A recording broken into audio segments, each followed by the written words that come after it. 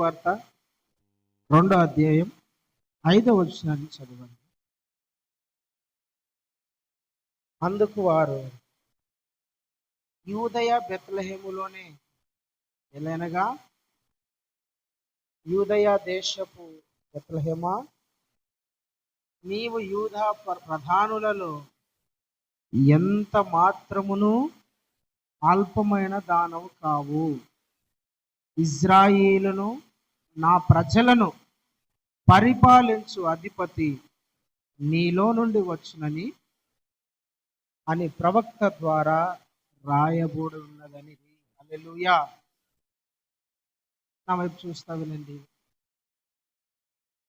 ఒక దేశంలో జ్ఞానులు ఉండేవారు. ఆ జ్ఞానులు ఎప్పుడు పుస్తకాలు చదువుతూ ఉండేవాళ్ళు. పుస్తకాలు చదువుతా లేదంటే జ్ఞానం తెలుసుకుంటా ఉండేవాళ్ళు. లోకంలో ఉన్న సూచనలను బట్టి జ్ఞానులు అన్నమాట. వీళ్ళు దేవుడు ఒకరోజు వాళ్ళ గ్రంథాలలో ఒక నక్షత్రం ఉదయిస్తుంది. ఆ నక్షత్రం ఉదయించినప్పుడు నక్షత్రము ప్రత్యేకంగా ఒక నక్షత్రమే కనపడుతుంది. ఆ నక్షత్రాన్ని ప్రత్యేకంగా నేను తయారు చేస్తాను. ఆ నక్షత్రం ఎప్పుడైతే ఉదయిస్తుందో కనపడుతుందో అప్పుడు దేవుడు సశరీరుడిగా శరీరధారిగా భూమి మీద జన్మించాడు అని అర్థం. అది వాళ్ళ పుస్తకంలో వాళ్ళ గ్రంథంలో రాయబడింది.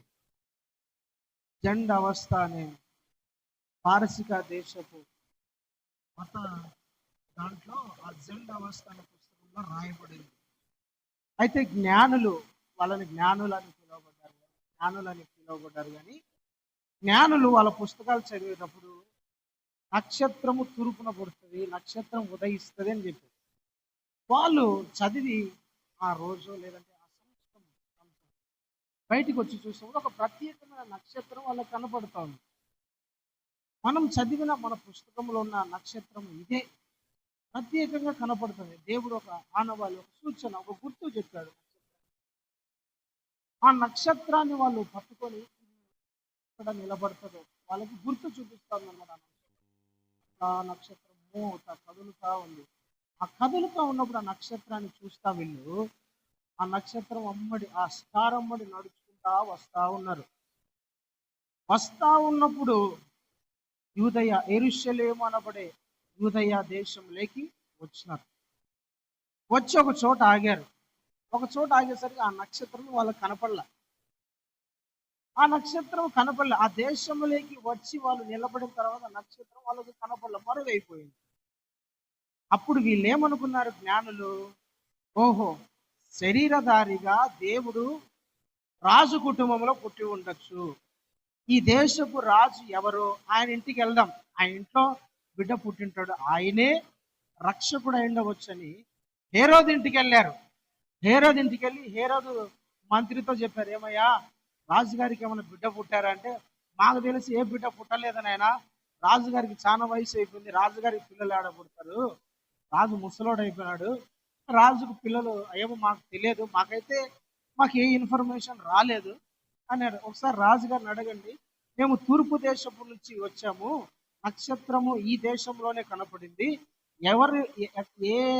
ఆ నక్షత్రం ఎక్కడైతే నిలిచిపోతుందో అక్కడ సశరీరుగా దేవుడు ఆ ఇంట్లో జన్మించాడని మాకు గుర్తు. కాబట్టి ఒకసారి రాజుగారిని విచారించండి అని హేరోదు దగ్గరికి వెళ్ళి హేరోదుతో చెప్పారు, ఏమయ్యా ఎవరో రాజుగారు జ్ఞానులంట తూర్పు దేశం నుండి వచ్చారు, మీ ఇంట్లో నీకేమన్నా కుమారుడు పుట్టాడేమో అని విచారించడానికి వచ్చారని. ఒకసారి లోపల రమ్మానండి.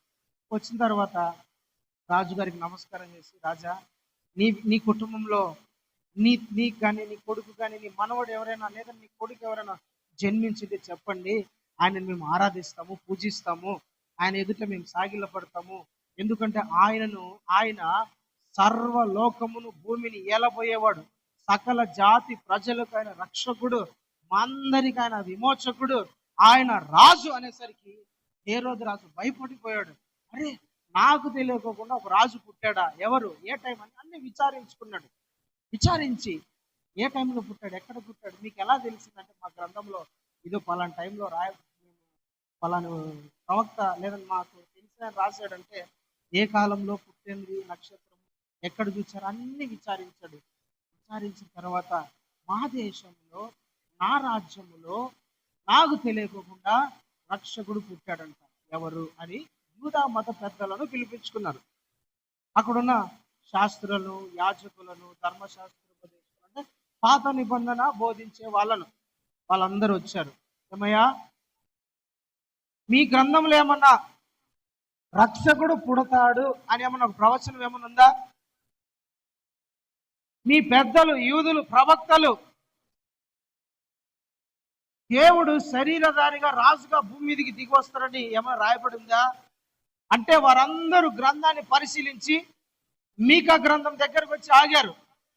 మీకా గ్రంథం దగ్గరికి వచ్చి ఆగినప్పుడు ఆ మీకా గ్రంథం 5వ అధ్యాయం 2వ వచనంలో రాయబడింది, బెత్లెహేములోని ఎఫ్రాతా, నీవు యూదా ప్రధానులలో ఎంత మాత్రము స్వల్పమైన దానము కావు.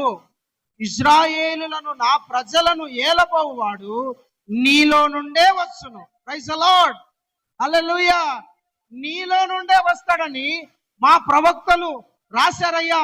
ఇదిగో పలాని ప్రాంతం, ఈ దేశంలో బెత్లెహేము అనే గ్రామములో పుడతాడు అని మా ప్రవక్త అయిన మీకా రాశాడు అంటానే దేవుని బిడ్డలారా, ఆ రాజు విచారించుకొని అయితే ఎక్కడ పుట్టాడో, ఎవరు ఆ బిడ్డ, మీరు జ్ఞానులు తెలుసుకోవాలని పంపించినాడు.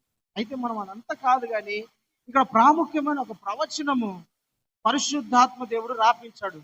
ఆ ప్రవచనమే కొంతమంది యూదులు, మత పెద్దలు అందరూ కలిసి మళ్ళా ఉటంకించారు, మళ్ళా ఎత్తి చూపిస్తున్నారు. ఏమనంట, యూదయ బెత్లెహేములోని ఎఫ్రాతా. చదవండి మళ్ళీ ఒకసారి ఆ మాట, 5వ వచనం.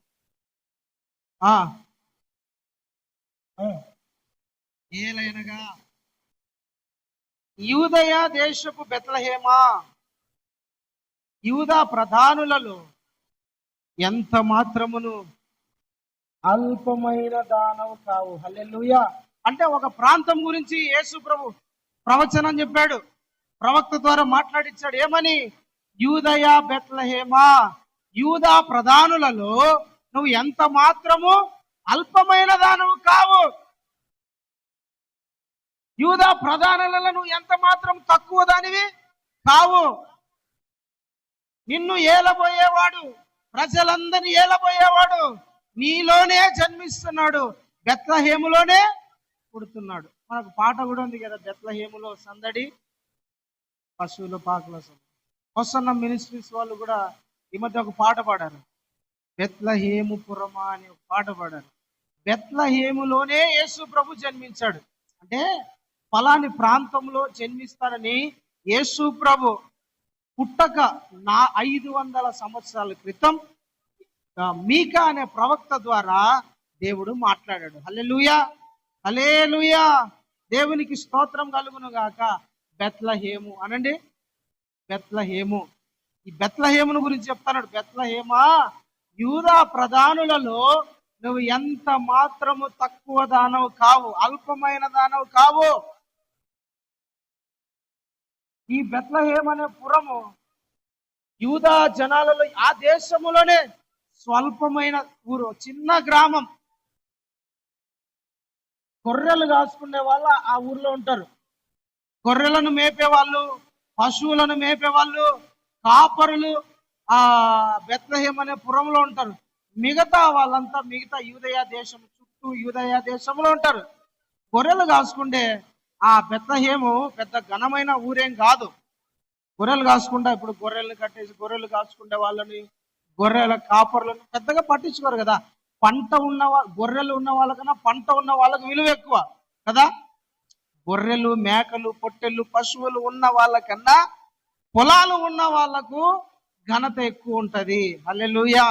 రైతులకు ఎక్కువ విలువ ఉంటది కాపరుల కన్నా. కాబట్టి బెత్లెహేము పురము ఒక స్వల్పమైన గ్రామం, యూదా పట్టణం ఆ దేశం అంతట్లోనే. అయితే ప్రభు చెప్తున్నాడు, యూదయ బెత్లెహేమా, నువ్వు ఎంత మాత్రము స్వల్పమైన గ్రామము దానవు కావు. నువ్వు స్వల్పమైన దానివి కాదు, నువ్వు తక్కువ దానివి కాదు. అందరూ నిన్ను తక్కువ చేయొచ్చు, అందరూ నేను చిన్న చూపు చూడొచ్చు, అందరూ నేను పట్టించుకోకపోవచ్చు, అందరూ నిన్ను తృణీకరించవచ్చు, అందరూ నిన్ను స్వల్పమనే ఆ గ్రామం ఏందిరా అని మాట్లాడవచ్చు. అయితే నీవు నా దృష్టిలో అల్పమైన దానివి కావు, తక్కువ దానివి కావు. అందరూ నేను తక్కువ చేసి మాట్లాడవచ్చు, కానీ నువ్వు నా దృష్టిలో తక్కువ దానవు కావు, ఘనమైన దానవు. Praise the lord. అయితే బెత్లెహేముకు ఒక పేరుంది. బెత్లెహేముకు ఒక పేరుంది, ఏమనంటే ఎఫ్రాతా. బెత్లెహేముకు ఉన్న ఒక పేరు ఏంటంట, ఎఫ్రాతా. ఆదికాండము 35వ అధ్యాయము 16 నుంచి 19 వరకు చదవండి. ఆదికాండము 35వ అధ్యాయము 16 నుంచి 19 వరకు చదవండి. చదువు నాన్న. ఎఫ్రాతాకు వెళ్ళు మార్గములో మరి కొంత దూరము ఉన్నప్పుడు రాహేలు ప్రసవించుచు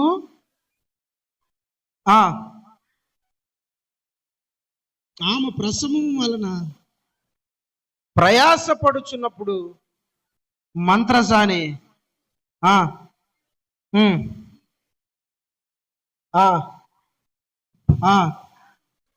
ప్రాణము పోవుచుండగా బెనోని అని పెట్టాను. బెన్యామిన్ అని పేరు పెట్టాడు. బెత్లెహేము అను ఎఫ్రాతా మార్గమున పాతి పెట్టిన. బెత్లెహేము అను ఎఫ్రాతా. బెత్లెహేముకున్న ఇంకొక పేరు అంటే, జాగ్రత్తగా వినండి, శ్రద్ధగా వినండి. బెత్లెహేముకున్న మరొక పేరు ఏమిటంటే ఎఫ్రాతా. ఏం పేరు? ఎఫ్రాతా. ఎఫ్రాతా అను మాటకు అర్థం ఏంటంటే ఫలవంతమైనది. ఎఫ్రాతా మాటకున్న పేరుకున్న అర్థం ఫలవంతమైనది, ఫలించేది. బెత్లెహేము అను మాటకు అర్థం రొట్టెల ఇల్లు. బెత్లెహేము అను మాటకు అర్థం రొట్టెల ఇల్లు. ఎఫ్రాతా అను మాటకు అర్థం ఫలవంతమైనది లేదా ఫలించేది అని అర్థం. ప్రియమైన దేవుని బిడ్డ, ఆ మాటకు రెండుటికి అర్థం అది. యాకోబు తన భార్య, తన కుటుంబం అంతా కలిసి తన సొంత ఊరికి వెళ్ళిపోతున్నారు. మామ దగ్గర నుంచి ఆస్తి అంతా తీసుకొని సొంత ఊరికి వెళ్ళిపోతా ఉన్నప్పుడు బెత్లెహేము అనే ఒక పురము దగ్గరికి, ఊరు దగ్గరికి వచ్చేసరికి రాహేలు నిండు గర్భవతి, 9 నెలలు నిండిపోయి ఇక ప్రసవించడానికి సిద్ధంగా ఉంది. ఆమెకు నొప్పులు వచ్చేసినాయి. పాపము కనటానికి ఇంకా శక్తి లేదు. ఆమెకు చాలా ప్రసవ వేదన అనుభవిస్తుంది. అయితే రోడ్డు పక్కలో, రోడ్డు పక్కలోనే ఆమె ప్రసవించింది. మంత్రసానులు, ఈ కాన్పు చేసే వాళ్ళు ఉంటారు కదా, వాళ్ళొంచి ఆమెను కాన్పు చేయడానికి శత విధాల ప్రయత్నం చేస్తారు. కానీ ఆమె నొప్పులు తట్టుకోలేకుంది, భరించలేకుంది, ప్రాణము పోయేంతగా బాధపడుతుంది. మొత్తానికైతే బిడ్డను కనింది. కానీ ఈ మంత్రసానులు చెప్పినాడు, అమ్మా నీకు కొడుకు పుట్టినాడే అంటే ఆ కొడుకుని ఎత్తుకొని ఆ తల్లి ఏం పెట్టిందంటే ఈయనకి బెనోని అని పేరు పెట్టింది. బెనోని అంటే బెనోని అంటే అర్థం ఏంటంటే దుఃఖపుత్రుడా అని అర్థం. అంటే ఈ రోజు నుంచి నేను ఉంటానో లేదోరా, చచ్చిపోతానేమో, నన్ను ఏడిపించి పుట్టినా కాబట్టి ఇదో నువ్వు దుఃఖంతోనే ఉంటావు, దుఃఖపుత్రుడా అని పెట్టింది తల్లి. వాడిని తండ్రి ఎత్తుకొని, ఏందమ్మా ఇట్లాంటి పేరు పెడతావు దుఃఖపుత్రుడా అని, ఆ పేరు బాగుండదు వీనికని బెన్యామీను అని పెట్టాడు తండ్రి. బెన్యామీను అంటే అర్థం ఏంటి? దేవుడు తోడుగా ఉంటాడు, దేవుడు చెయ్యి పట్టుకుంటాడు. హల్లెలూయా. యేసు ప్రభు జన్మించింది బెత్లెహేములోనే. రాహేలు ప్రసవించి బెన్యామీనుకు జన్మనిచ్చింది. రాహేలుకు ఈ బెన్యామీనుకు తల్లి దూరమైంది, బెన్యామీనుకు తల్లి ప్రేమ దూరమైంది, బెన్యామీనుకు తల్లి లేదు. అయితే యాకోబు ఏమంటున్నాడు? తల్లి లేకపోయినా, తండ్రి లేకపోయినా, నీకెవరు లేకపోయినా దేవుడు నీకు తోడుగా ఉండి ఆయన చెయ్యి పట్టుకొని నిన్ను నడిపిస్తాడు. హల్లెలూయా. దేవునికి స్తోత్రం కలుగును గాక. బెన్యామీను నువ్వు దుఃఖపడాల్సిన అవసరంలా. బెత్లెహేము అంటే ఫలభరితమైనది, ఎఫ్రాతా అంటే ఫలభరితమైనది, బెత్లెహేము అంటే రొట్టెల ఇల్లు. నువ్వు బాధపడద్దు, దుఃఖపడద్దు బిడ్డ. నా దేవుడు నీకు తోడుగా ఉంటాడు. నన్ను ఆశీర్వదించిన దేవుడే, నన్ను దీవించిన దేవుడే, నన్ను గొప్ప చేసిన దేవుడే, నా పేరు మార్చిన దేవుడే నీ చెయ్యి పట్టుకొని నిన్ను నడిపిస్తాడు. ఎవరు నీకు ఉన్నా లేకపోయినా, నీ తల్లి నీకు ఉన్నా లేకపోయినా, తల్లి ఆదరణ ప్రేమ పొందకపోయినా దేవుడు నీకు తోడుగా ఉండి నడిపిస్తాడు. నిన్ను అనాథగా ఆయన వదిలిపెట్టడు, నిన్ను అనాథగా ఆయన విడిచిపెట్టడు. నీ చేయి పట్టుకుంటాడు ఆయన. బెత్లెహేము అనగా బెత్లెహేములో దేవుడు చేయి పట్టుకుంటాడు. హల్లెలూయా. బెత్లెహేములో ఆ బిడ్డను ఆశీర్వదిస్తాడు. బెత్లెహేములో సమృద్ధిని ఇస్తాడు. రాహేలు అక్కడ బిడ్డను కని చనిపోయింది. ప్రియమైన దేవుని బిడ్డలారా, మన ప్రభు కూడా బెత్లెహేములోనే జన్మించాడు, బెత్లెహేములే పుట్టాడు. బెత్లెహేముకు మరొక పేరు ఏంటంటే ఎఫ్రాతా, ఫలవంతమైనది, ఫలించేది. బెత్లెహేము ఎప్పుడు ఫలించేదిగా ఉంటది, ఎప్పుడు రొట్టెలు సమృద్ధిగా ఉంటాయంటండి ఆ దేశంలో, ఆ గ్రామంలో. ప్రైజ్ ది లార్డ్, హల్లెలూయా. మనము బెత్లెహేము గురించే ధ్యానం చేసుకుంటున్నాం. బెత్లెహేముకు ఉన్న పేరు, మరొక పేరు ఎఫ్రాతా. అయితే ఎందుకని దేవుడు ప్రభు అయిన యేసుక్రీస్తు బెత్లెహేములోనే పుట్టాలా? మన కడపలో పుడితే సరిపోయిండొచ్చు కదా, లేదంటే ఉత్తరప్రదేశ్లో పుట్టింటే సరిపోయిండొచ్చు కదా, ఆంధ్రప్రదేశ్లో పుడితే సరిపోతుంది కదా, లేదంటే తమిళనాడులో పుడితే సరిపోతుంది కదా, అమెరికాలో పుడితే బాగుండు కదా, ఇంగ్లాండ్లో పుడితే ఇంకా ఘనంగా ఉండును కదా. రవి అస్తమించని సామ్రాజ్యం అనే దానికి పేరుంది. కొంతమంది మన భారతదేశంలో ఉన్న కొంతమంది అంటూ ఉంటారు, దేవుడైతే మన భారతదేశంలో కూడా ఉండాలి కదా, పుట్టాలి కదా అని చాలా మంది అంటూ ఉంటారు. అక్కడ పుడితే బాగుంటది కదా, ఇక్కడ పుడితే బాగుంటది కదా, ఆడ పుడితే బాగుంటది కదా, ఈడ పుడితే బాగుంటది కదా అని. దేవునికి ఉన్న ఉద్దేశము ఒకటి ఉంటది, దేవుని సంకల్పం, దేవుని ప్లానింగ్ అనేది ఒకటి ఉంటది. దేవుడు ముందుగానే రావడానికి ముందుగానే అన్ని సమస్తము ప్లానింగ్ ముందుగానే ఆయన సిద్ధపరచుకొని ఉంటాడు. మనలాగా ఎట్టపడితే అట్ట అడ్డదారిన పోడు ఆయన. ఆ టైంలో మనసుకు వచ్చినట్టు చేయడు ఆయన. ఒక ప్లానింగ్, ఒక ఉద్దేశం, ఒక సంకల్పము ఆయనకు ఉంటుందండి. ఏదైనా దేవుడు ఒక పని చేయడానికి దానికి దేవుడు చాలా టైం తీసుకుంటాడు, సమయం తీసుకుంటాడు. దేవుడు జ్ఞానంగా చేస్తాడు ఏది చేసినా. ఒక వ్యక్తిని ఆశీర్వదించాలన్నా, ఒక వ్యక్తిని దీవించాలన్నా, లేదంటే భూమి మీద దేవుడు ఒక కార్యం చెయ్యాలన్నా దేవుడు సమయాన్ని తీసుకుంటాడు. మనలా ఎట్లా పడితే అట్లా తొందరపడి చేయడు. ఆయన మానవుడు కాదు, జ్ఞానవంతుడు. ఆయన లాంటి జ్ఞానవంతుడు లేడంట. హల్లెలూయా, దేవునికి మహిమ కలుగును గాక. ఎందుకని ఆయన బెత్లెహేములోనే పుట్టాలా? వేరే ఎక్కడైనా పుట్టవచ్చు కదా, ఎక్కడైనా పుట్టిండొచ్చు కదా. ఎందుకు ఆయన బెత్లెహేములోనే పుట్టాలా? యెజ్కేలు గ్రంథము 38వ అధ్యాయం 12వ వచనాన్ని ఒకసారి చదవండి. యెజ్కేలు గ్రంథం 38వ అధ్యాయం 12వ వచనాన్ని ఒకసారి చదవండి.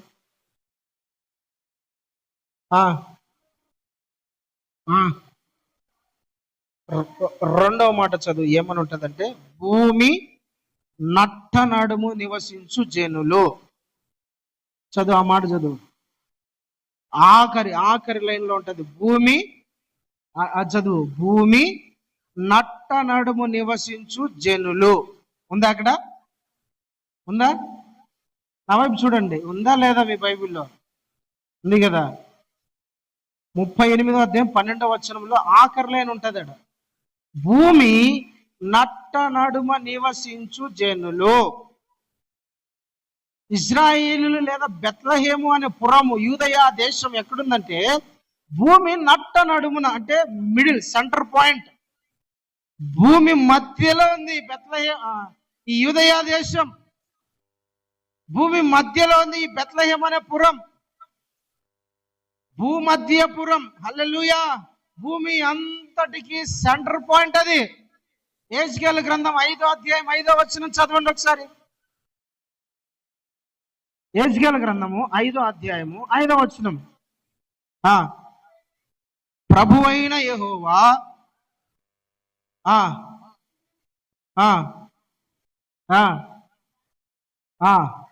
చూడండి, దాని చుట్టూ ఉన్న రాజ్యములు, అన్య జనుల మధ్య నేను దానిని ఉంచి తిని. దాని చుట్టూ ఏమున్నాయంట? రాజ్యాలున్నాయి. ఇదే ఇజ్రాయేలుల దేశము లేదా యూదయ దేశము, యేసు ప్రభు జన్మించిన బెత్లెహేము అనే ఆ దేశము చుట్టూ ఏమనంటే అన్య దేశ రాజ్యములు ఉన్నాయి. దాని చుట్టూ రాజ్యాలు ఉన్నాయి. దాని చుట్టూ అన్య జనులు ఉన్నారు. ప్రియమైన దేవుని బిడ్డలారా, దేవుడు ఎందుకని బెత్లెహేమును సెలెక్ట్ చేసుకున్నాడంటే, బెత్లెహేములోనే దేవుడు ఎందుకు జన్మించాలని ముందుగానే ఆయన నిర్ణయించుకున్నాడంటే, భూమికి నట్టనాడి మధ్య ఉన్న పట్టణము ప్రాంతం అది. ఇప్పుడు మన ఇంటికి వెలుగు రావాలంటే ఒక మూలను పెడితే ఆ మూలన మాత్రమే వెలుగు ఉంటుంది. ఒక మూలన క్యాండిల్ వెలిగిస్తే, ఇప్పుడు లైట్ పెట్టినాము, అక్కడ మాత్రమే వెలిగిస్తుంది, కానీ మొత్తం ఇవ్వడానికి అది వీలు పడదు. అదే మధ్యలో పెడితే, ఇంటికి చుట్టూ దీపం ఇంటి మధ్యలో పెట్టినాం అనుకోండి, ఇంటికి అంతా కనపడుతుంది, ఇంటికి వెలిగిస్తుంది.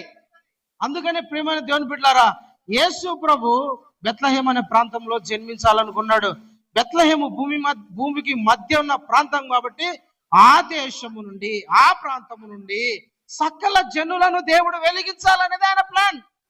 సకల జనులు ఆశీర్వదించబడాలి, సకల జనులు దీవించబడాలి, సకల జనులు సమృద్ధి గల వారుగా ఉండాలి, సకల జనులు, అన్య జనులు, భూమి మీద ఉన్న ప్రతి జాతి మనుషులు కూడా ఆశీర్వదించబడాలి, వారి పాపముల నుండి విడిపించబడాలి, వాళ్ళు ఫలించాలి, వాళ్ళు అభివృద్ధి పొందాలి, వాళ్ళు ఆశీర్వదించబడాలి, వాళ్ళ కుటుంబము రొట్టెల ఇల్లుగా మారాలి. దేవుని యొక్క ప్లానింగ్ అది. అబ్రహామును కూడా ఎక్కడో నది అవతల ఉండేవాడు, కల్దీయుల పట్టణం ఊరు అనే గ్రామంలో ఉండేవాడు. అక్కడి నుండి అబ్రహామును తోలుకొని వచ్చాడు ఎక్కడికి? కానాను అనే దేశానికి. ఒక రకంగా చెప్పాలి, ఇజ్రాయెల్ అనే దేశానికి తోడుకొని వచ్చాడు. మూలన ఉండడం కాదు వెలుగు, మధ్యలోకి రావాలి. మధ్యలో ఉంటే అన్ని గ్రామాలను వెలిగించగలదు, అన్ని పట్టణాలకు ఆశీర్వాదకరంగా మార్చగలదు. దేవునికి స్తోత్రం. హల్లెలూయా, హల్లెలూయా, హల్లెలూయా. ఎందుకు దేవుడు బెత్లెహేములోనే జన్మించాలనుకున్నాడు? బెత్లెహేము భూమికి మధ్య సెంటర్ పాయింట్ లో ఉండాలని. సెంటర్ పాయింట్ నుంచి, ఇక్కడి నుంచి సువార్త విస్తరించబడాలి, ఇక్కడి నుంచి ప్రజలు ఆశీర్వదించబడాలి, ఇక్కడి నుంచి లోకానికి రక్షణ కలగాల, ఇక్కడి నుండి ప్రజలు వెలిగించబడాలా, ఇక్కడి నుండి ప్రజలు దీవించబడాలని దేవుడు బెత్లెహేముని ఎన్నుకున్నాడు. అది స్వల్ప గ్రామమే, చిన్న గ్రామమే, తక్కువ గ్రామమే, చిన్నదే అయినప్పటికీ దేవుడు దాన్ని కోరుకున్నాడండి. హల్లెలూయా, దేవునికి స్తోత్రం కలుగును గాక. అందుకు మిడిల్ పాయింట్, యేసు ప్రభు సమరయ స్త్రీతో మాట్లాడేటప్పుడు ఒక మాట అంటాడు, అమ్మా రక్షణ యూదులలో నుండియే కలుగును. యోహాను సువార్త 4వ అధ్యాయం 42వ వచనాన్ని ఒకసారి చదవండి. యోహాను సువార్త 4వ అధ్యాయం 42వ వచనం. ఆ ఆ ఆ ఆ ఆ 22, మీరు మీకు తెలిసిన దానిని 4, యోహాను సువార్త 4:22, మీరు మీకు తెలిసిన దానిని ఆరాధించువారు, మేము మాకు తెలిసిన దానిని ఆరాధించువారము. ఇక్కడ రక్షణ యూదులలో నుండియే కలుగుచున్నది. హల్లెలూయా, దేవునికి స్తోత్రం.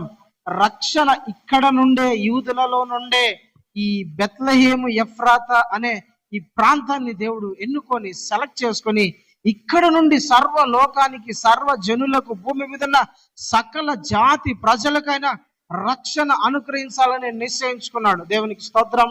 హల్లెలూయా. ప్రియమైన దేవుని బిడ్డలారా, బెత్లెహేముని ఎన్నుకోవడానికి గల కారణం అది సెంటర్ పాయింట్ అండి. అక్కడి నుంచి రక్షణ కలగాలని. మనం ఉదాహరణ ఇప్పుడు ఒక దేశానికి కరువు వచ్చింది అనుకోండి, ఒక దేశం దగ్గర సమృద్ధిగా ఉంది, ఆ దేశం ఎక్కడో ఎందుకు ఒక ఊరికి మధ్యలో బడి ఉండడం మేలా, ఒక ఊరికి చివరన బడి ఉండడం మేలా? మధ్యలో ఉంటే అందరు ఆడికి వస్తారు, మరి ఆ లాస్ట్కి వెళ్ళాలిరా, మధ్యలో ఉంటే బాగుంటది కదా. బస్ స్టాండ్ అయినా, రైల్వే స్టేషన్ అయినా, సిటీ మధ్యలో ఎందుకు పెడతారంటే ప్రజలకు కన్వీనియంట్ గా ఉండాలని, ప్రజలకు త్వరగా అందాలని, ప్రజలు తొందరగా రీచ్ అవ్వాలని, ప్రజలకు సౌకర్యాలు తొందరగా ఉండాలి. సిటీస్లలో చూడండి, మెయిన్ సిటీస్ మధ్యలోనే అన్నీ ఉంటాయి. సిటీస్ బయట పెట్టరు సామాన్యంగా ఎవరు కూడా. ఎక్కడ కూడా సిటీస్ అంటే ఆ జిల్లాల బయట అక్కడ పెట్టరు, మధ్యలో ఉంటది. అన్ని అవసరతలు, అన్ని వనరులు, అన్ని సౌకర్యంగా ఉండాలని. అట్లనే దేవుని యొక్క ఉద్దేశం కూడా ఇదే. భూమి మీద ఉన్న సకల ప్రజలకు రక్షణ అందడానికి దేవుడు బెత్లెహేంను సెలెక్ట్ చేసుకున్నాడు. హల్లెలూయా. అక్కడ నుండి రక్షణ అనేది స్ప్రెడ్ అవుతుంది.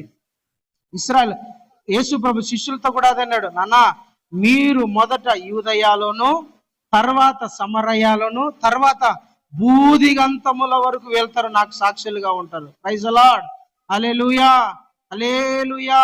ప్రియమైన దేవుని బిడ్డలారా, బెత్లెహేమును దేవుడు అంతగా ఆశీర్వదించడానికి, బెత్లెహేమును దేవుడు అంతగా దీవించడానికి ఏముంది? ఏమి లేదు. అది అల్పమైన గ్రామం అంట, చిన్నదంట, స్వల్పమైన గ్రామం అని రాయబడింది. మీకా గ్రంథము 5:12 చదవండి ఒకసారి. మీకా గ్రంథం 5వ అధ్యాయం 2వ వచనం చదవండి.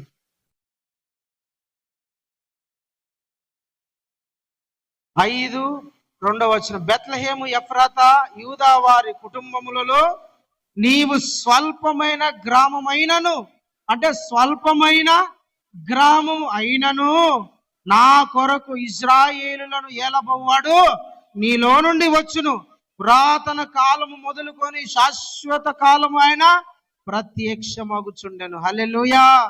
ఇక్కడ మీరు చదివితే ఎవరికైనా తొందరగా అర్థమైపోతుంది. ఆయన పురాతన కాలం నుండి శాశ్వత కాలము వరకు ప్రత్యక్షమైతా వస్తా ఉన్నాడంట. ప్రజలకు కనపడతా, మాట్లాడుతా, వాళ్ళని నడిపిస్తా, వాళ్ళని ఆశీర్వదిస్తా, వాళ్ళని రక్షిస్తా, వాళ్ళని కాపాడుతా ఉన్నాడు. ఎవరంటే ఆయన ప్రభు అయిన యేసుక్రీస్తు. ఆయన భూమి మీద జన్మించబోతున్నాడు. ఎక్కడ జన్మించబోతున్నాడంట? బెత్లెహేం అనే పురములో. అయితే ఆ గ్రామం ఎలాంటిది? స్వల్పమైన గ్రామం. నీవు తక్కువైన గ్రామం, చిన్న చూపు చూసే గ్రామం. నువ్వు చిన్న చూపు చూసే వ్యక్తివి నువ్వు. అయినా సరే నా దేవుడు ఆ గ్రామాన్ని ఆశీర్వదించబోతున్నాడు, ఘనపరచబోతున్నాడు. ప్రియమైన దేవుని బిడ్డలారా, మనము లోకంలో మనుషుల దృష్టికి, లోకంలో ఉన్న వాళ్ళ దృష్టికి అల్పమైన వ్యక్తిగా కనపడవచ్చు, తక్కువ వాళ్ళగా కనపడవచ్చు, ఏమి లేని వాళ్ళగా కనపడవచ్చు. మనల్ని చూసే ఏముంది వాళ్ళ దగ్గర అనేటట్టు మనం కనపడవచ్చు. కానీ దేవుని దృష్టికి మనం అలా కనపడం. దేవుడు మనల్ని అలా చూడే, ఏమి లేని వ్యక్తి, నేను ఈ బిడ్డను ఎందుకు వాడుకుంటా, ఈ వ్యక్తిని ఎందుకు వాడుకుంటా అన్నాడు ఆయన. లోకంలో తృణీకరించబడిన వాళ్ళను, తక్కువగా ఉన్న వాళ్ళను, బలహీనులను, దేవుడు అజ్ఞానులను వాడుకుంటాడు. ఒక సేవకుడు ఎప్పుడు ఈ మాట చెప్తా ఉంటాడు. ఏమనంటే, స్టేజ్ ఎక్కినప్పుడల్లా ప్రార్థన చేస్తూ ఉంటాడు, ఏడుస్తూ ఉంటాడు. ప్రభా, నాకు ఏం చదువు రాదు, అజ్ఞానిని నేను, చదువు రాదు, బొట్టు చదువు లేదయ్యా, నాకు తెలియలేదు ప్రభా, అజ్ఞానిని, ఏం తెలియదు, మూర్ఖుణ్ణి అని ప్రార్థన చేస్తూ ఉంటాడు. ప్రార్థన చేసి ముగించుకొని ప్రార్థన అయిపోయి వాక్యం చెప్పేటప్పుడు చాలా మంది హృదయాలు కదిలించబడతాయి. చాలా మంది హృదయాలు, దేవుడి బిడ్డలరా, అక్కడున్న గాయపడిన హృదయాలని కట్టపడతాయి. కారణం ఏమిటంటే, ఎవరైతే తక్కువ అని అనుకుంటా ఉంటారో దేవుడు అలాంటి వాళ్ళని ఘనపరుస్తాడు. లోకములో మనం తక్కువ వాళ్ళగా ఉండవచ్చు, స్వల్పమైన వ్యక్తిగా ఉండవచ్చు, కానీ దేవుడికి మనం కావాలి. జ్ఞానులను దేవుడు వాడుకోడు, అర్థమైందా? హెచ్చించుకునే వాళ్ళను దేవుడు వాడుకోడు. బైబిల్లో ఒక మాట రాయబడింది, ఆయన జ్ఞానులను తోసేసి వెర్రి వాళ్ళను వాడుకుంటాడంట. హల్లెలూయా. జ్ఞానుల జ్ఞానమును సిగ్గుపరిచి వివేకుల వివేకమును శూన్యపరుస్తాడంట. నేను జ్ఞానిని అనుకున్న వాళ్ళని దేవుడు వాడుకోడు, నేను గొప్పవాడిని అనుకున్న వాడిని దేవుడు వాడుకోడు, నాకు అన్ని తెలుసు అనే వాడుకొని దేవుడు వాడుకోడు. నాకు పేరుంది, ఘనత ఉంది, ప్రఖ్యాతి ఉంది, నన్ను వాడుకుంటే దేవుడు వాడుకో. అలాంటి వాళ్ళు దేవునికి అవసరం లేదు.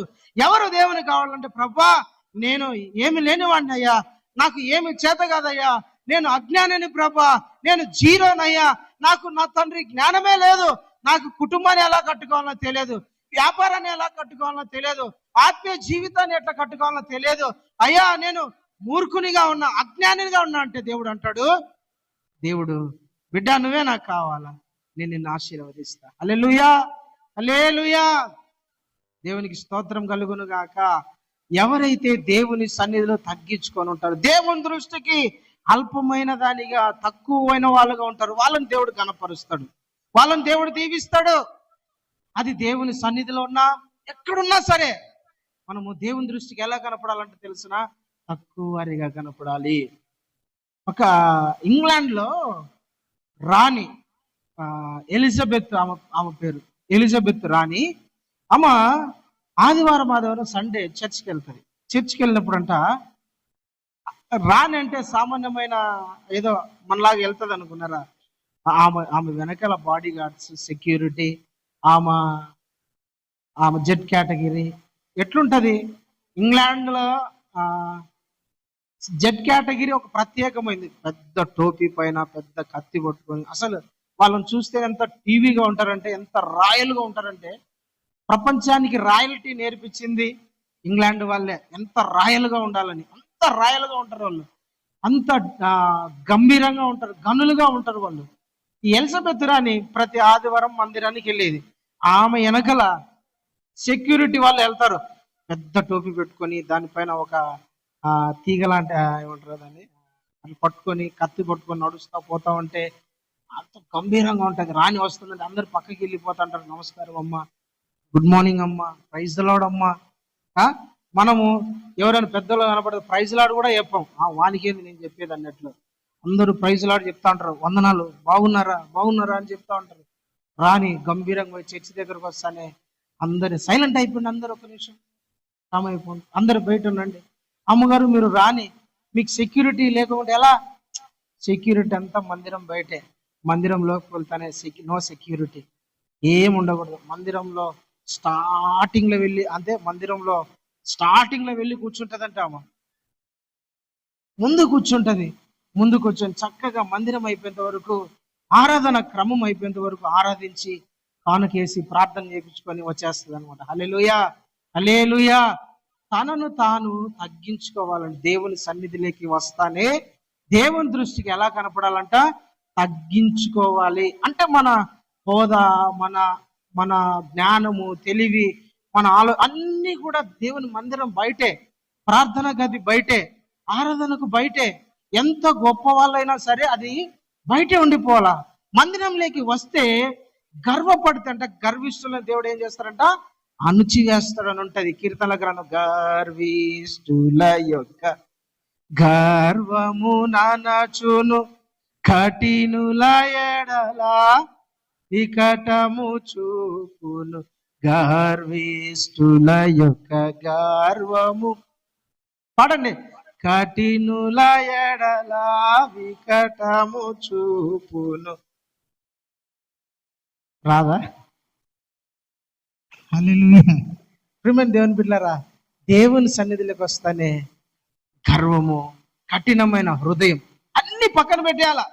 దేవుని సన్నిధిలోకి వస్తానే ఎట్లా రావాలంటే, చిన్న పిల్లోడు వచ్చినట్టు రావాలి.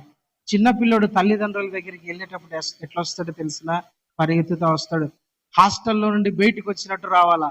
హాస్టల్లో పిల్లోడు బంధించబడినట్టు ఉంటాడు. వాడు ఎప్పుడు బిక్కు బిక్కు ఏడ్చి ఏడ్చి ఏడ్చి, మా అమ్మోళ్ళు వస్తే బాగుంటుందేమో, నేను వాని కళలన్నీ అదే.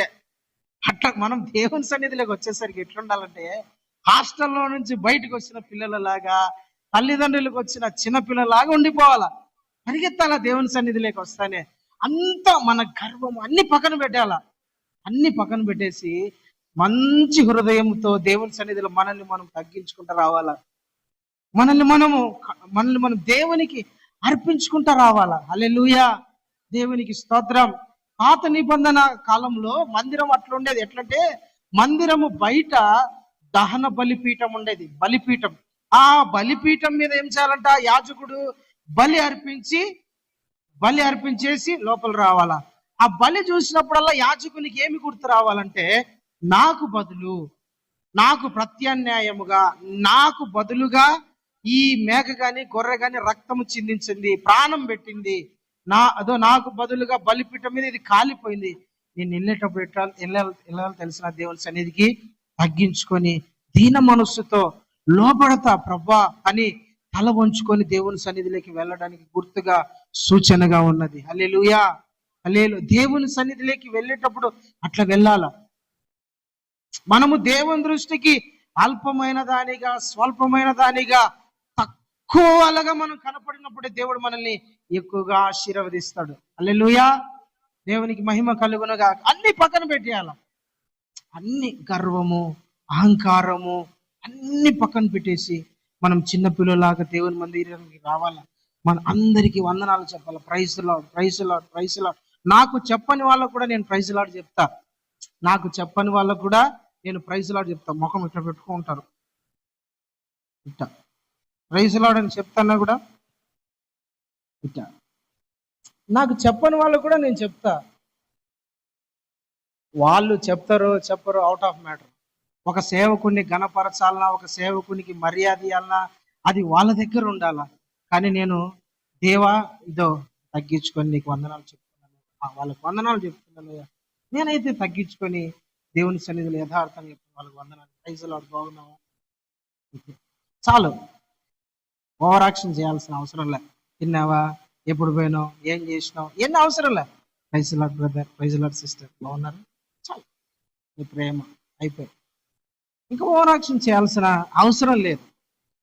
కొంతమంది అంతే, మందిరంలోకి వచ్చి కూడా గర్వపు హృదయంతో ఉంటారు, అహంకారులుగా ఉంటారు, తగ్గింపు ఉండదు వాళ్ళల్లో. దేవుడు అలాంటి వాళ్ళను ఆశీర్వదించాడు. ఎవరిని ఆశీర్వదిస్తాడంటే దేవుని దృష్టికి ఎట్లా కనపడాలా, స్వల్పమైన వాళ్ళగా, తగ్గించుకునే స్వభావం. ఎవరైతే అలా కనపడతారో వాళ్ళని దేవుడు నిశ్చయంగా ఆశీర్వదిస్తాడు.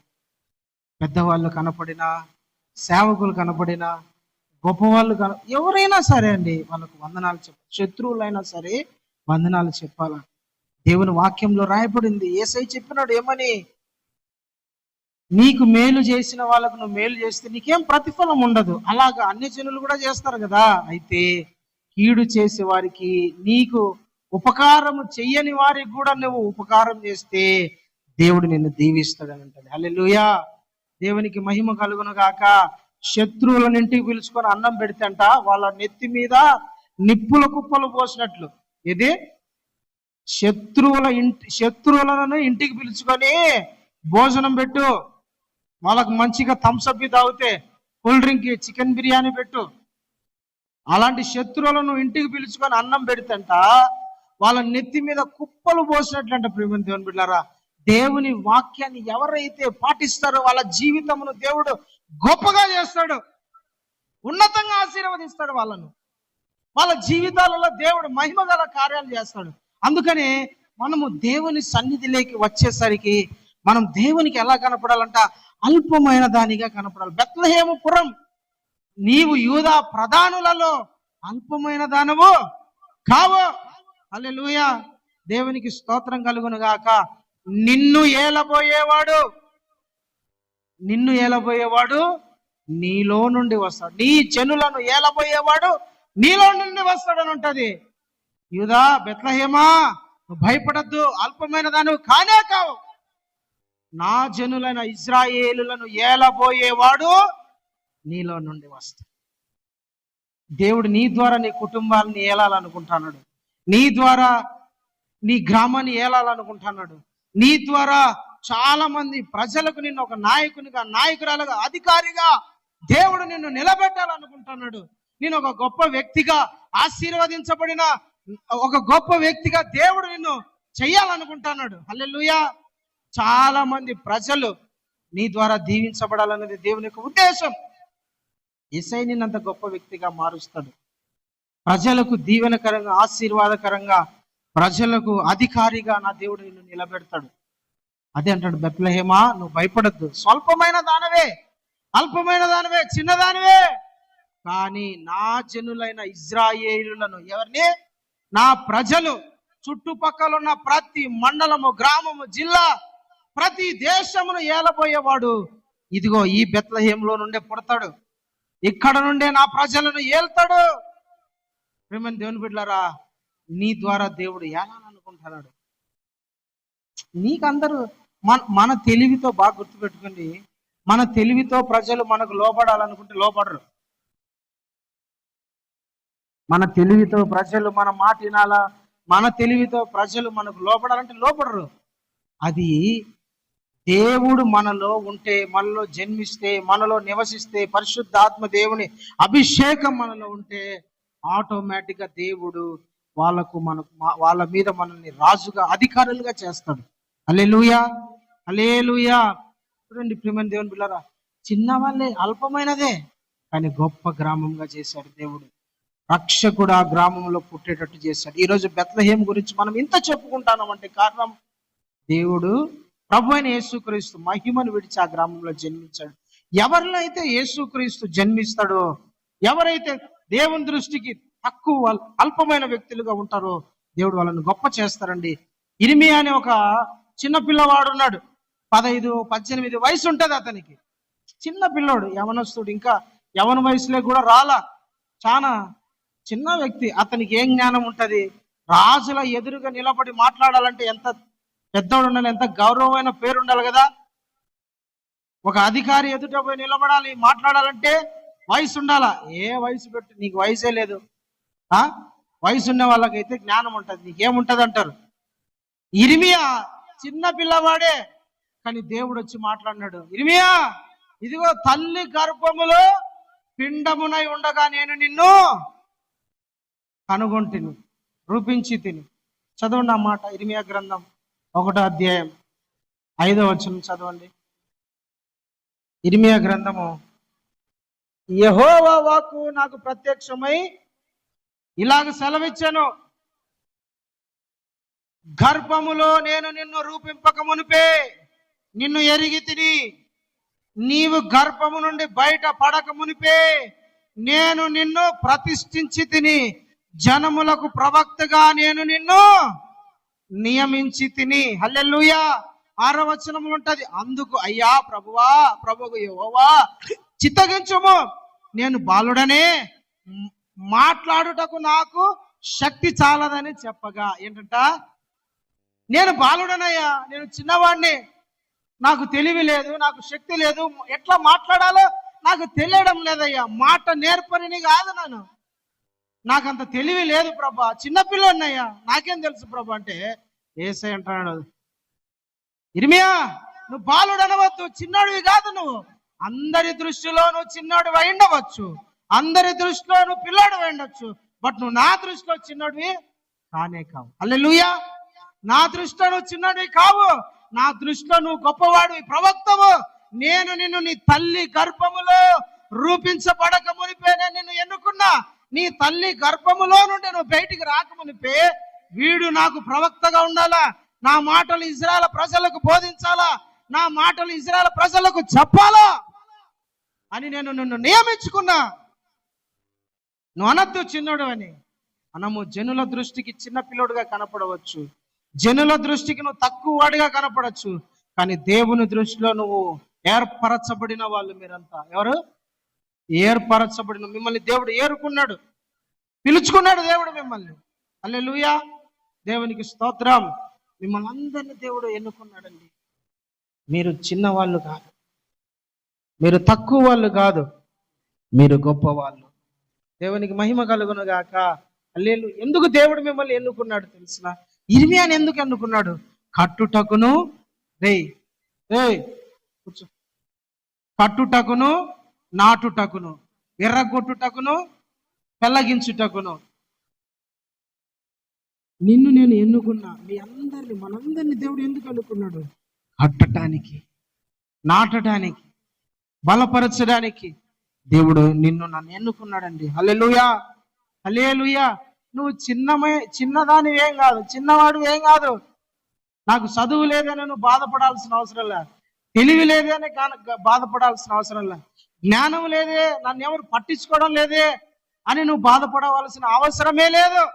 నీ కుటుంబం నిన్ను పట్టించుకున్నా పట్టించుకోకపోయినా,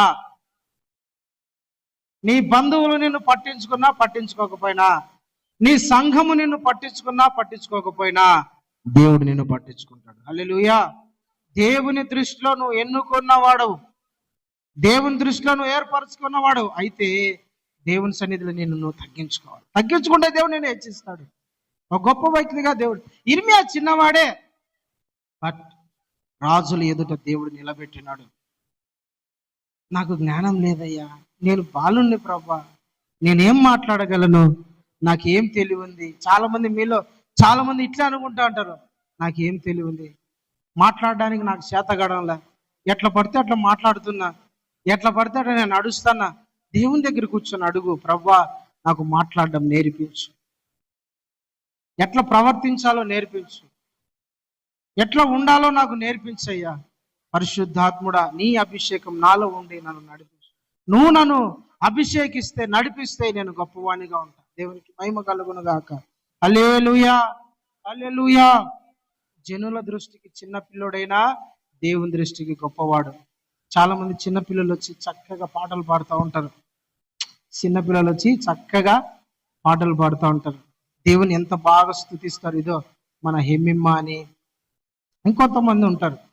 నాకు తెలిసి ఆ పాప వాళ్ళ కూతురు ఒకటి వచ్చి ధైర్యంగా వచ్చి పాడింది. ఇంకంత ఎవరు ధైర్యంగా వచ్చి పాడిన వాళ్ళు లేరు. బిడ్డ ధైర్యంగా వచ్చి పాట పాడిందండి. నేనైతే భలే ఆశ్చర్యపోయినా. ఒకరోజు వాళ్ళ ఇంటికి వెళ్ళా, వాళ్ళ ఇంట్లోకి వెళ్తే, ఇంటి మీద ఉన్న ఒంటరి పిచ్చుకను నేను అని పాట పాడుతుంది. ఒరే ఏం పాడుతానో తల్లి, దేవునికి స్తోత్రం. అసలు ఎంత చక్కగా పాడుతుందో తెలిసిన బాబా. మళ్ళా ఏం పెద్ద చదువేం కాదు. వాళ్ళమ్మ వింటా అంటే ఆ బిడ్డ విని నేర్చుకునింది. ఒకరోజు వచ్చింది, ఒకరోజు పాస్టర్ అయ్యా నేను మందిరంలో పాట పాడతా, నేను చెప్పలా నువ్వు పాడు అని, బలవంతం పెట్టాలి, నువ్వు రా పాడు అని చెప్పలా. ఒకరోజు ఇంటికి పోతానే, పాస్టర్ అయ్యా నేను మందిరంలో పాట పాడతా పాస్టర్, పాట పాడతానయ్యా, ఒకసారి నాకు అవకాశం పాస్టర్. వద్దులేనన్న మళ్ళీ పాడుతులేండి, నేను బాగా పాడతా కావాలంటే, నువ్వు ఒకసారి విను అని వినిపించింది. ఆ రోజు పాట రికార్డు కూడా చేసుకున్నా. ఆ రోజు ధైర్యంగా వచ్చింది, ఇక్కడ నిలబడింది, పాడింది. మనం అనుకుంటాం చిన్నవాళ్ళు, కానీ దేవుని దృష్టిలో వాళ్ళు గొప్పవాళ్ళు. హల్లెలూయా. స్వల్పమైన వాళ్ళేనండి గనులుగా దేవుడు వాడుకుంటాడు. ఆశగల ప్రాణాన్ని దేవుడు తృప్తిపరుస్తాడు. దేవుని మీద ఆశ, దేవుని మీద ప్రేమ, దేవుని మీద కోరికుంటే దేవుడు వాళ్ళని గొప్ప వాళ్ళగా చేస్తాడు. దేవుడు మనము జనుల దృష్టికి స్వల్పమైన వాళ్ళగానే ఉండవచ్చు, జనుల దృష్టికి చిన్న వాళ్ళగానే ఉండొచ్చు. నీ దగ్గర ఏమి లేదనవచ్చు, నువ్వు దేనికి పనికిరావు అనవచ్చు, నువ్వు ఎందుకు చేతగానే అని అనవచ్చు, కుటుంబాన్ని సరిగ్గా చూసుకోలేను అని అనవచ్చు, నీవు దమ్మిడి ఆదాయం లేదు నీ వల్ల అనవచ్చు. కానీ దేవుని దృష్టిలో నువ్వు అలాంటి వాడివి కాదు, అలాంటి దానివి కాదు, అలాంటి వాడివి కాదు. నీకెవరు లేదు, నువ్వు అనాథవు, దిక్కులేని దానివి, దిక్కులేనోడివి, ఎవరు చెప్పుకోపోని మనం అనవచ్చు. కానీ దేవుడు దిక్కులేని వాళ్లకు, విధవరాళ్లకు దేవుడు తోడుగా ఉంటాడు. హల్లెలూయా. ప్రియమైన దేవుని బిడ్డలారా, అల్పమైన వాళ్ళని దేవుడు గనులుగా చేస్తారంట. ఒక వ్యక్తి ఉన్నాడు. ఆ వ్యక్తి ఎప్పుడు గొర్రెలు కాచుకుంటా ఉండేవాడు. తనకన్నా ముందు 7 మంది అన్నలు ఉన్నారు. తనకన్నా ముందు 7 మంది. వాళ్ళు నాన్నతో ఉంటారు, ఎప్పుడు నాన్నతో ఉంటారు, కుటుంబంలో ఉంటారు, కుటుంబంలో బాగా గొప్ప వాళ్ళుగా ఉంటారు, అందరూ బాగుంటారు. కానీ ఈ వ్యక్తి మట్టుకు ఎప్పుడు గొర్రెలు కాచుకుంటా, గొర్రెలకు మేత పెట్టుకుంటా, గొర్రెలకు నీళ్లు పెట్టుకుంటా, ఎన్ని గొర్రెలైనా వేసుకుంటా, పొద్దున మేతకు తీసుకుపోవాలా, మళ్ళా సాయంత్రానికి మేతకు తీసుకురావాలా, ఇతని పని అంతా అదే. కానీ మిగతా 7 మంది ఉన్నారు చూసిన అన్నలు, వాళ్ళు ఒక్కొక్కడు కండలు తిరిగి, ఒకడైతే రాజ్యములో రాజు కింద గవర్నమెంట్ ఎంప్లాయ్, ఒకడేమో గొప్పవాడు, ఒకడేమో పొలము వ్యవసాయకుడు, ఒకడేమో మందిరంలో సన్హెద్రిలో పేరు పొందినవాడు. ఇట్లా చాలా మంది అంట. 7 మంది గొప్పవాళ్ళు. వీడు చిన్నవాడు, చిన్న పిల్లోడు, ఏమి లేనివాడు. మేకలు గొర్రెలమ్మడి తిరుగుకుంటా, ఆ గొర్రెలతో కాలక్షేపం చేసుకుంటా, ఆ గొర్రెల మధ్య ఉన్నప్పుడు దేవుని స్తుతించుకుంటా, ఆ గొర్రెల మధ్య ఉన్నప్పుడు దేవుని ఆరాధించుకుంటా, ఆ గొర్రెల మధ్య ఉన్నప్పుడు దేవునితో మాట్లాడుకుంటా, ప్రభు అయిన యెహోవా నీవే నా కాపరివి, నీవే నాకు సమస్తము, నీవే నాకు ఆధారభూతుడవు, నీవే నాకు కేడెము, నీవే నాకు శృంగము, నా రక్షణ కోటము నీవే, నా దాగు చోటు నీవే అని ఆడ ప్రార్థన చేసుకుంటా ఉంటాడు, పాటలు పాడుకుంటా ఉంటాడు. చక్కగా ఒక రాయి మీద కూర్చొని గిటార్ వాంచుకుంటా లేదా పిడేలు వాంచుకుంటా ఆ పాటలు పాడుకుంటా ఉండే వ్యక్తి. ఒకరోజు సమూయేలు అనే దైవజనంతో దేవుడు మాట్లాడు, సమూయేలు నేను ఒక రాజును ఎన్నుకోబోతున్నా, బెత్లెహేము అనే గ్రామానికి వెళ్ళు. ఎక్కడికి వెళ్ళాలా? మళ్ళా గుర్తుపెట్టుకోండి. బెత్లెహేము అనగా బెత్లెహేములో ఏమేమి జరిగిందంటే, బెత్లెహేములో ఆదరణ లేని వాళ్లకు ఆదరణ కలిగే స్థలం అది. బెన్యామీనుకు తల్లి లేదు, బెన్యామీనుకు ఆదరణ లేదు. బెన్యామీనుకు ఆదరణ దొరికిన స్థలం ఏది? బెత్లెహేమే. ఇశ్రాయేలులకు నమ్మకమైన రాజును దేవుడు ఎక్కడ ఎన్నుకున్నాడు? బెత్లెహేములోనే. దేవుడు సమూయేలుతో మాట్లాడుతున్నాడు, సమూయేల్, నేను మీ ప్రజలందరి కొరకు ఒక రాజును ఎన్నుకోబోతున్నా. వాడు నా హృదయానుసారుడు, నాకు ఇష్టమైన వాడు, నా ఉద్దేశములన్నీ నెరవేర్చువాడు, నా మనసులో ఉండేవాడు, వాడిని నేను కోరుకుంటానా. వెళ్ళు బెత్లెహేంకి అంటాను. ప్రభా, ఓకేనా, బెత్లెహేంకి వెళ్ళాలా? వెళ్తా ప్రభా, వాడిని అభిషేకించు. సరేనయ్యా, అభిషేకిస్తానయ్యా. ఒక కొమ్ము తీసుకున్నాడు, కొమ్ములో నూనెను పోసుకున్నాడు, తైలం తీసుకున్నాడు, ఒలివ నూనె పట్టుకొని బెత్లెహేంకి వెళ్తా ఉన్నాడు. బెత్లెహేము ఊర్లోకి అడుగు పెడతానే అక్కడున్న గ్రామంలో ఉన్న ప్రజలందరూ కూడా, సమూయేలు వస్తున్నాడు, ప్రవక్త వస్తున్నాడు, ఏ మాట తెస్తాడో, ఏం ఉగ్రత ప్రకటిస్తాడో, దేవుని దగ్గర నుంచి ఏం తీర్పు తీసుకొని వచ్చాడని భయపడిపోతున్నారు చాలా మంది. అందరు అడిగాడు. ఇక్కడ యెషయి అని ఒక వ్యక్తి ఉన్నాడు, అతని ఇల్లాడా? అయ్యా రండి దైవజనుడు, నేను చూపిస్తా. ఇంటికి తీసుకుపోయినాడు. ఇంట్లో పోతానే, యెషయి, సమూయేలు వచ్చినాడు, ప్రవక్త వచ్చినాడు, దైవజనుడు వచ్చినాడు అంటానే పరిగెత్తుతో వచ్చి, అమ్మో దైవజనుడు వచ్చినాడా, బయటికి వచ్చేసినాడు. కుర్చీ తీసుకొచ్చాడు, కుర్చీ మీద కూర్చోబెట్టాడు. అయ్యా చెప్పండి అయ్యా సమూయేలు గారు, దైవజనుడు, ఏంటి సమాధానంగానే వచ్చినావా, లేదంటే ఏదైనా దేవుని దగ్గర నుంచి తీర్పు ఏమైనా పట్టుకొని వచ్చినావా? చెప్పయ్యా. ఏం లేదులే కానీ మంచి వార్తలే పట్టుకొని వచ్చినలే. సరే ఏందయ్యా, నీకు ఎంతమంది కొడుకులు? ఏదో ఈ 7 మంది ఉన్నారు. అర్జెంటుగా వెళ్ళి మిమ్మల్ని మీరు స్నానం చేసి శుచిపరుచుకొని, ఏంటంట, శుచిపరుచుకొని మీ అందరి కొరకు బలి అర్పించాలా, బలి పశువుని తీసుకొని రా అన్నాడు. అందరి కొరకు బలి అర్పించినాడు. అందరు లైన్గా నిలబడండి రా. అందరు నిలబడ్డారు. యెషయి తండ్రి కూడా ఆడ నిలబడ్డాడు. ఒక్కొక్కరు మొదటివాడు ఫస్ట్ కుమారుడు వచ్చాడు. నిలబడతానే వాడు హైటు, వాని కండలు, వాని కన్నులు, రూపము, హెయిర్ స్టైల్, వాడు నిలబడిన తీరు గంభీరంగా ఉన్నాడు. బా, రాజు ఈడే కన్ఫర్మ్. తైలం ఎత్తుకున్నాడు. ఒక్కసారి పైకి, ప్రభా నువ్వు ఎన్నుకునేది వీడేనా, ఇతనేనా? కాదు. అదేంది ప్రభా, వీడు రాజు కరెక్ట్ సరిపోతాడు ప్రభా. అందరినీ చూస్తా 7 వ్యక్తి దగ్గర వచ్చి 7గురిని దేవుడు రిజెక్ట్ చేస్తున్నాడు. 7గురిని దేవుడు పట్టించుకో. 7గురు లేరు. ఏంది ప్రభా, ఒక్కొక్కడు కండలు తిరిగిన వాడు. మళ్ళా వీళ్ళు ఏంటంట, శుద్ధి చేసుకున్న వాళ్ళంట, స్నానం చేసిన వాళ్ళు, బాగున్న వాళ్ళు, బలి అర్పించిన వాళ్ళు. But God cannot accept. దేవుడు వాళ్ళని అంగీకరించాల, యాక్సెప్ట్ చేయాల దేవుడు. ఏందయ్యా 7 మంది ఉండేది, 7 మంది, ఇలా ఇంకెవరన్నా ఉండదు. యెషయిని అడిగినాడు, ఇంకెవరైనా కొడుకులు ఉన్నారంటే ఒకడు ఉన్నాడు. వాడు గొర్రెలమ్మడి తిరుగుతూ ఉంటాడు, గొర్రెలు కాచుకుంటా ఉండేవాడు, వాడు గొర్రెలు మేపుకుంటాడు, కొండలమ్మడి తిరుగుతూ ఉండేవాడు. అదేందిరా 7 మంది ఉన్నారు, వాడెందుకు అడవుల చుట్టూ తిరుగుతానాడే? అది ఏంటంట, వీళ్ళేమో 7 మంది ఏమో నీట్గా స్నానం గినం చేసి రాజుల్లాగా నిలబడి ఉన్నారే, నేను అభిషేకిస్తాననేసరికి వాడేడో గొర్రెలు కాచుకుంటా తిరుగుతాడు. మళ్ళీ ఎందుకు గొర్రెలు కాచుకుంటా తిరుగుతాడు? ఏందోలే దైవజనుడా, ఏమని చెప్పాలా, ఎన్నని చెప్పాలా? వాడు పనికి మాలినోడు, దరిద్రుడు. వాడిని ఇంట్లో పెట్టుకోవడం ఎక్కువ, ఒక పూట అన్నం పెట్టడం ఎక్కువ. ఆడు పనికి మాలినోడయ్యా, ఎప్పుడు తిరుగుతాను, వదరుపోతాడు, ఎప్పుడు పాటలు పాడు. వాడి ఎందుకు అని నేనే 4 గొర్రెలు ఇచ్చి ఒక 10 గొర్రెలు కాచుకోపురా అని చెప్పిన. ఏంది, చాలా మంది మనం అట్లే అనుకుంటాం,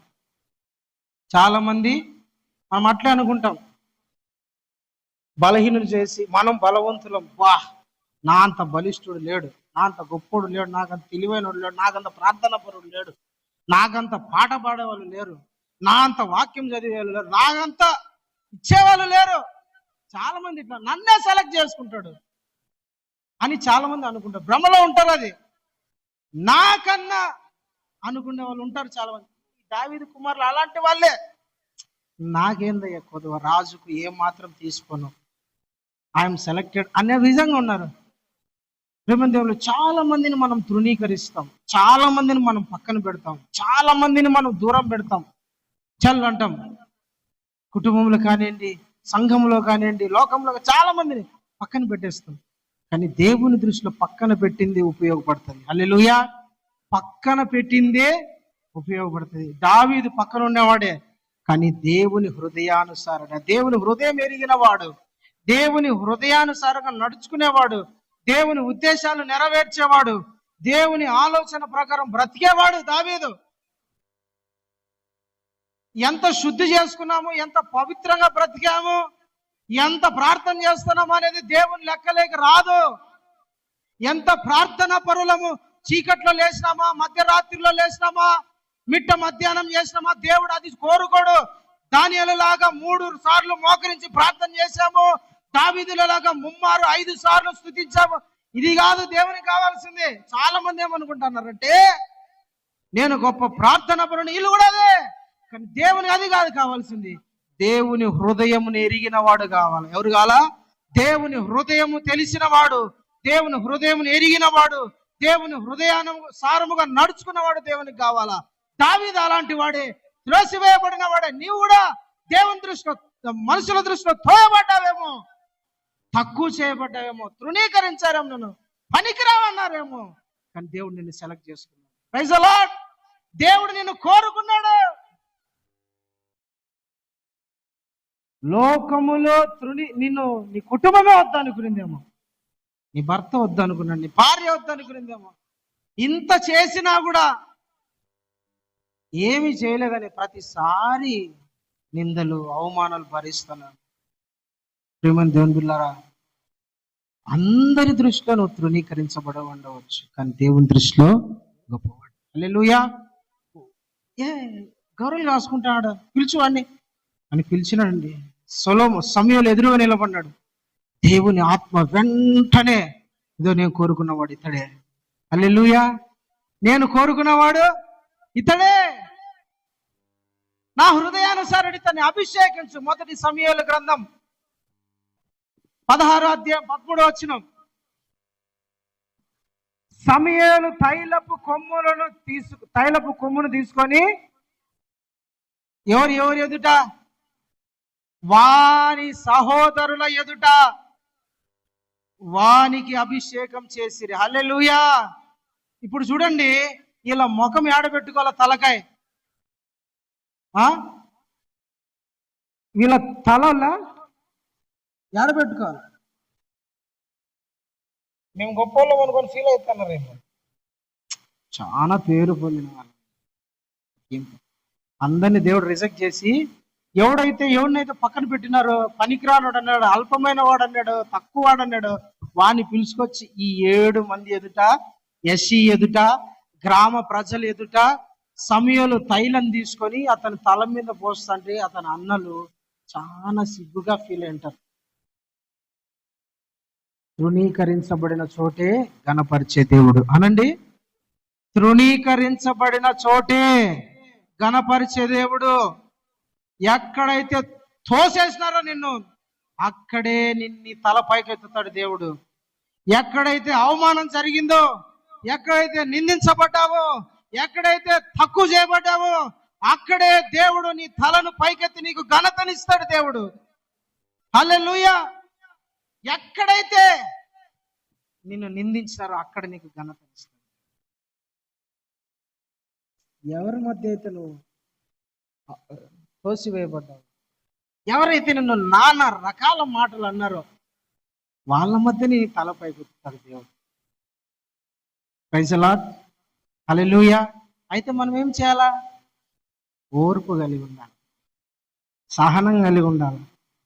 నాకు నింద వచ్చింది, నాకు అవమానం వచ్చింది, నన్ను వాళ్ళు అట్లా అన్నారు, నన్ను వాళ్ళు ఇట్లా అన్నారు, నేను అంటాను అనుకో, నువ్వే అనుకో, ఇంకొకరిని ఎన్నుకుంటా, ఇంకొకరిని చూస్ చేసుకుంటా, ఇంకొకరిని నేను ఏర్పరచుకుంటా అంటాడు దేవుడు.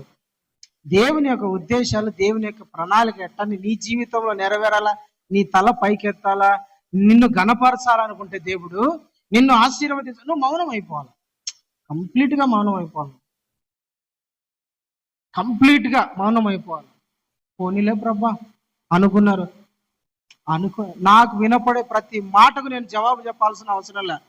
నీకు వినపడే ప్రతి మాటకు జవాబు చెప్పాల్సిన, నిన్ను తిట్టినా, నీ గురించి తక్కువగా మాట్లాడినా, నీ గురించి రకరకాలుగా మాట్లాడినా, నీ గురించి నువ్వు మాట్లాడద్దు, నోరెత్తద్దు. అసలు సైలెంట్. నోరెత్తి మాట్లాడినావా దేవుని కార్యం ఆగిపోతుంది. నిన్ను నిరూపించుకుంటే నీ జీవితంలో దేవుడు జరిగించాలనుకున్న కార్యాలు ఆగిపోతాయి. అయితే నువ్వేం చేయాలంటే నీకు వినపడే ప్రతి వ్యతిరేకపు మాటకు మౌనం సైలెంట్ అయిపోవాలి. అన్నిటికీ నేను జవాబు చెప్పాల్సిన అవసరం లేదు, అన్నిటికీ మాట్లాడాల్సిన అవసరం లేదు. మౌనం అయిపో. దేవుడు చూసుకో. నువ్వు ఎక్కడ నిందించబడ్డావు, నిన్ను ఎవరు అన్నారో వాళ్ళ దగ్గర నీ తల పైకి ఎత్తుతాడు దేవుడు. వాళ్ళ దగ్గర నిన్ను ఆశీర్వదించడం స్టార్ట్ చేస్తాడు. వాళ్ళ దగ్గర నిన్ను హెచ్చిస్తాడు దేవుడు. వాళ్ళ దగ్గర నిన్ను దేవుడు గొప్ప చేస్తాడు. వాళ్ళ దగ్గరే దేవుడు నిన్ను ఘనంగా నిలబెడతాడు. వాళ్ళు అన్నారు, వాళ్ళు మాట్లాడినారు, వాళ్ళు తక్కువ చేసినారు, నేను ఎక్కువ కనపడాలా. ఒక ఆమె పక్కింటి వాళ్ళ భర్త ప్రేమతో రింగు తెచ్చిచ్చినంట. ఏదో రూపాయి కూడా పెట్టుకొని ఎత్తి పెట్టుకొని ప్రేమతో రింగు తెచ్చిచ్చి, ఏమే భార్య, మనది ఈరోజు పెళ్లి రోజు కదా, నేను ఎప్పటి నుంచో అనుకుంటాను నీకు ఒక మంచి రింగు తెచ్చిపెట్టాలా. ఏం తెచ్చిపెట్టలేకున్నా చిన్న పని చేసుకున్నాను, మనకు అంతంత లాభాలు లేవు కాబట్టి ఇదో నాకు వచ్చిన దాంట్లో నీకు ప్రేమతో ఒక దారం అంత రింగు పెట్టుకొని చెప్పినాడు. దారం అంత రింగు తెచ్చిపెట్టాడు. అంటేనే ఆమె ప్రేమతో మురిసిపోయి, నా భర్త ఏమి తెచ్చినా చాలే, మంచోడు, నన్ను ప్రేమగా చూసుకుంటాడు, బంగారం ఏముందయ్యా, నువ్వే నాకు పెద్ద బంగారం, నువ్వు నన్ను అంత బాగా చూసుకుంటానావు కదా అనింది. ఆమెకు పక్కింటి ఆ వీధిలో ఆ పక్కన ఆమెకు ఈమెకు సరిపోదండి. ఈమె భర్త ఉంగరం పెట్టుకునేదాన్ని, భర్త ఉంగరం ఇచ్చి పెట్టుకొని ఆ వీధిలో అంగడి పోయినప్పుడు అట్లా కనపడుతుంది కదా. చూసిందంట, చూసి అది ఉంగరం పెట్టుకునింది, నువ్వు నాకు ఉంగరం తెచ్చాను, నువ్వు నాకు ఇవ్వాల్సిందే. చూడు, దానికి ఏమో వాళ్ళ భర్త ప్రేమతో ఉంగరం తెచ్చిచ్చినాడు, నువ్వు నాకు ఏ రోజైనా కూడా ఉంగరం వద్దులే, గాజులు తెచ్చిచ్చినావా, ఇన్ని పూలు తెచ్చిచ్చినావా, బొట్టు పిల్ల తెచ్చిచ్చినావా, వాళ్ళకు చెప్పులు తెచ్చిచ్చినావా, ఇట్లా అడుగుతా ఉంటారు కొంచెం పిచ్చోళ్ళు. ఇల్లు ఇది సగం పిచ్చోళ్ళు, పూర్తి పిచ్చోళ్ళు కూడా కాదు, ఇల్లు సగం పిచ్చి వాళ్ళు అనమాట. నాకు వాళ్ళ ఇంట్లో బిర్యానీ తిన్నారు, నాకు ఈరోజు ఇల్లు పెట్టిందని గుర్తురాదు, వాళ్ళు ఏదో చేసుకున్నారని వీళ్ళకి ఏదో జరిగింది. అవసరం అది తెచ్చుకొని వాడిని ఆ భర్తని రక్తం తాగి ఒక వారం రోజులు అలిగి ఏడిసి అన్నం తినకోకుండా, అన్నం చేయకోకుండా ఇంట్లో ఎట్టుండి అట్టే పెట్టి మొత్తానికి కొంత అప్పు చేయించి బంగారు కొనిపించి, వాడు ఈ అప్పు పూడ్చుకోలేక ఇంకొక అప్పు పూడ్చుకోలేక ఇంకొక అప్పు మొత్తానికి అప్పుల కుప్ప తెచ్చి పెట్టుకున్నాడు ఇంట్లో. అప్పులు కుప్ప తెచ్చుకొని అప్పులు తీర్చలేనంత భారం అయిపోయింది ఇతనికి. అప్పుల వాళ్ళంతా ఇంటికి వస్తారు, తిడతారు. అప్పుల వాళ్ళంతా ఇంటికి వస్తారు, తిడతారు. ఈ నెల లాస్ట్కి ఇస్తాను, ఇయ్యలేదా? వాడేమో నా భార్య ఎత్తుకొని అంటాడు, నేను ఇయ్యలేదు, నా పిల్లల్ని ఎత్తుకొని అంటాడు. ఏం చేస్తాడు బాబు? వాడు ఆమె వచ్చి అంటది, అప్పుల వాళ్ళు ఇంటికి వస్తారు, ఎందుకు అప్పు చేసినావు? పనికి మాలిందానా, నువ్వు నన్ను అడిగినావని నేను ఉంగరం కోసం అప్పు చేసిన, మళ్ళీ కట్టు అంటే, ఈసారి నువ్వు రాంగ్ మాట్లాడినావు అనుకో, నిన్నే ఎత్తి పంపిస్తావు అని నాకు దరిద్రం పోతుంది. హల్లెలూయా. చూడండి, ఏంటంటే కొంతమంది అంతే కొంతమంది ఏం చెప్తారంటే, వాళ్ళు ఏదో చేస్తారని మనం ఏదో చేయాలని అవసరంలా. అర్థమైందా? వాళ్ళు ఏదో మాట్లాడినారని మనం ప్రతి మాటకు జవాబు ఇవ్వాల్సిన అవసరం లేదు. వాళ్ళు ఏదో కొన్నారని మనం అది కొనాలనే అవసరం లే. మౌనం అయిపోతే దేవుడు నేను తలపైకి ఎత్తుతాడు. మౌనం అయిపోతే దేవుడు నేను ఘనపరుస్తాడు. హల్లెలూయా. మనం మౌనం అయిపోవాలా. అప్పుడు లోకం దృష్టిలో నిన్ను ఏమంటారంటే, నీ కుటుంబం కానీ నేను కానీ చేతగానే ఏమంటారు? చేతగానేదని, ఆడింగలని అంటారు. అంటే మన భాషలో చెప్తానులే, చేతగానే దాని అంటారు. అంత మాటలంటే నీ తిరిగి మాటలు అనంత లేదు, నోరు మూసుకొని ఉన్నావే అంటారు. చేతగాని దాని నువ్వు, సచ్చిలో నీ రా నువ్వు అంటారు. నువ్వేమనాలా? సచ్చిలోనే రా నేను అనాలా? ఏమనాలా? సచ్చిలోనే. యేసు ప్రభు ఏమన్నాడు? ప్రతిరోజు మిమ్మల్ని మీరు సిలువ వేసుకోండి, నా సిలువను మోసుకొని నన్ను వెంబడించండి. నేను ప్రతిరోజు సత్తన్నా. నేను సచ్చిలోనే ఆల్రెడీ, నువ్వు నన్నేం చంపుతావు, ఆల్రెడీ సచ్చిలోనే. అయిపోయి సైలెంట్ అయిపో. చేతగాని వాళ్ళు అంటారు, దేవుని వాక్యాన్ని మనం పాటించేటప్పుడు చేతగాని వాళ్ళు అంటారు, అల్పమైన వాళ్ళు అన్నట్టు మాట్లాడతారు. అయితే ప్రేమ దేవుని పిల్లారా, మనల్ని మనం ఎప్పుడైతే అనుకున్న సైలెంట్ అయిపోయినా మనం మౌనంగా ఉంటే దేవుడు కార్యం చేస్తాడు. హల్లెలూయా. దేవుడు గొప్ప కార్యం చేస్తాడు. పైకి తీసుకొస్తాడండి. అట్లా సింహాసనాన్ని ఎక్కిస్తాడు. నిన్న ప్రతి మాటకు మనం చెప్పకూడదు. చూడు, అన్నలంతా లైన్గా నిలబడ్డాడు. 7 మంది లైన్గా నిలబడ్డారు.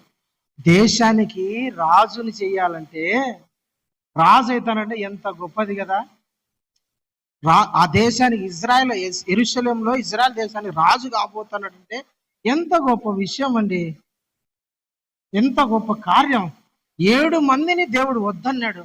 ఒక్కడిని తీసుకొని వచ్చి నిలబెట్టి ఆడ మోకాళ్ళ మీద పెట్టి తైలం పోస్తాంటే ఎంత షేమ్ అవుతారో తెలుసా. వాళ్ళు అనింటారు అప్పుడు, రే దావీదు పోరా నువ్వు నుండి, అన్నా నేను నీతో పాటు ఏదన్నా అట్లా యుద్ధానికి వస్తే, నీకెందుకురా యుద్ధం, పో అన్నారా లేదా?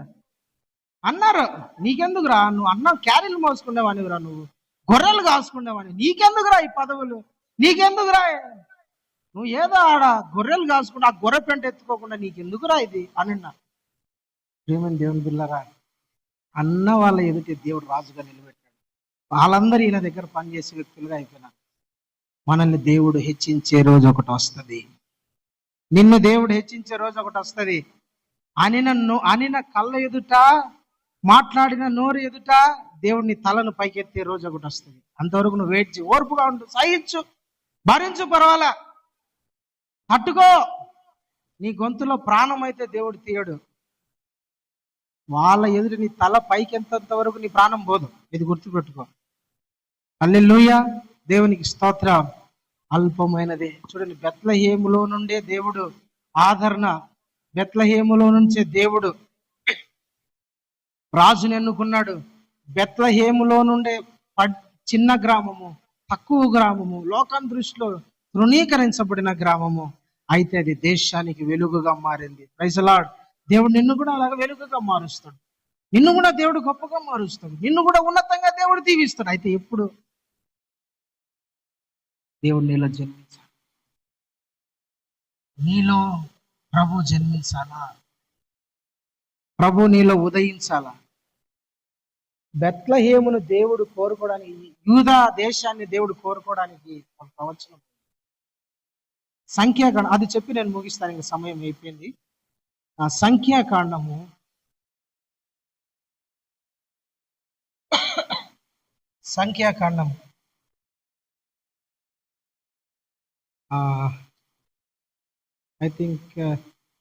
24 అనుకుంటా. యాకోబులో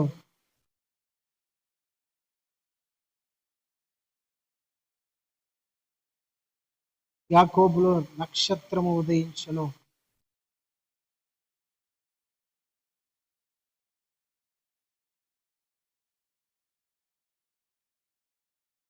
సంఖ్యాకాండం 23లో 20. హల్లెలూయా. ఎన్నో వచనమ్మా? ఎన్నో వచనం, ఎన్నో అధ్యాయం? 24:5-17. 24:17 చదవండి.